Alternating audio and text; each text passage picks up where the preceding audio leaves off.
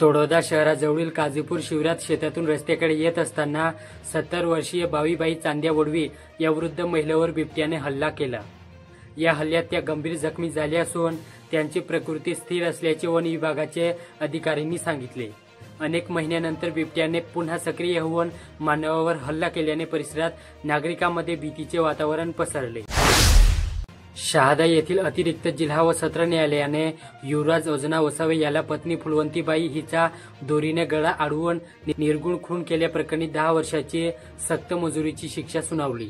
अक्कलकुवा तालुक्यातील मोठी राजमोही येथील युवराज आणि पत्नी शेतात ज्वारी कापायला गेले होते। ज्वारी कापताना युवराजला पायाला दुखापत झाली। त्यानंतर दोघेही झोपले। दुसऱ्या दिवशी सकाळी फुलवंतीबाईची काकू घरी आली असता तिला फुलवंतीबाई पलंग खाली मृतावस्थेत आढळली।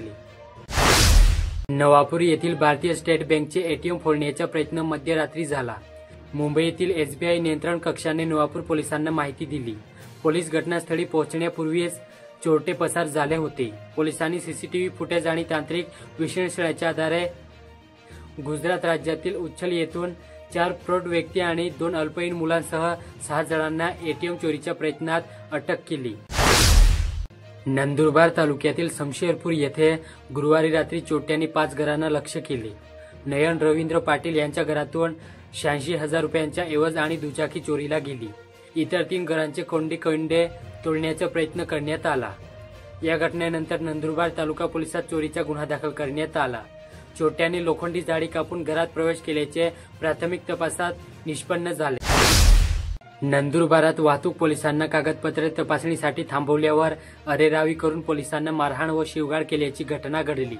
उमेश सुनील पेंढारकर वय 28 या युवकाने चंदन वतन बजरंगी आणि पिंटू आहिरे या वाहतूक पोलिसांना अडवून कागदपत्रे मागितल्याने त्यांच्यावर हल्ला केला। पेंढारकर यांची दुचाकी पोलीस ठाण्यात नेल्याच्या रागातून हा प्रकार घडला। रिपब्लिकन पार्टी ऑफ इंडिया गवळी गटचे जिल्हाध्यक्ष संजय सोनवणे यांनी नंदुरबार आणि खांडबारा येथे अवैधरित्या बनावट ताडीची विक्री होत असल्याचा आरोप केला। यामुळे नागरिकांच्या जीवाशी खेळ चालला असून ताडीचे जाळे नसताना ताडी कुठून येते हा प्रश्न आहे। त्यांनी राज्य उत्पादन शुल्क विभागाकडे ताडी दुकानाची चौकशी करून कारवाई करण्याची मागणी केली।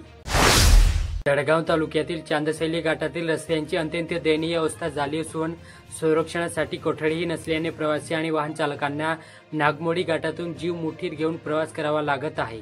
या रस्त्यांच्या दुरुस्तीची आणि कोठडे बसवण्याची मागणी जोर धरू लागली। नंदुरबार जिल्ह्याचा मोठा भाग सातपुडा पर्वताला जोडलेला असून दडगाव परिसरातील नागरिकांसाठी चांदसैली तळोदा हा जिल्ह्याच्या ठिकाणी जाण्यासाठी सोयीचा मार्ग आहे। परंतु या रस्त्यांच्या दुरस्तीमुळे प्रवास अत्यंत धोकादायक बनला।